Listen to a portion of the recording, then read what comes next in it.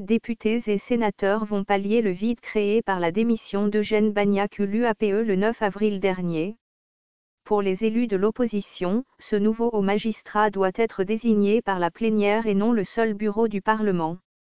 Dans un contexte préélectoral caractérisé de suspicion, cette procédure d'ordinaire normale est devenue un véritable sujet de polémique entre la majorité et l'opposition. Celle-ci accusant le premier de vouloir une cour constitutionnelle acquise à sa cause pour se maintenir au pouvoir.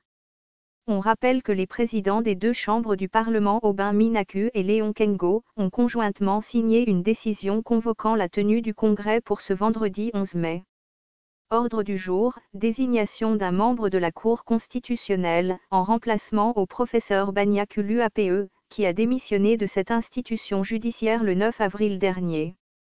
Cette désignation est le seul point retenu pour ce congrès de toutes les attentes, conformément à l'article 158 de la Constitution du 18 février 2006, tel que modifié à ce jour et aux articles 119.4, 120 et 121 et aux articles 2, 3, 4 et 5 de la loi organique numéro 13/026 du 15 octobre 2013 portant organisation et fonctionnement de la Cour constitutionnelle. D'après les deux présidents du Parlement, la convocation de ce congrès obéit à l'urgence et à la nécessité de pouvoir compléter la liste de membres de la Haute Cour qui va renouveler bientôt son bureau. Ce fichier audio a été créé par Panopre-T Basic, vous pouvez le télécharger sur www.panopre-t.com.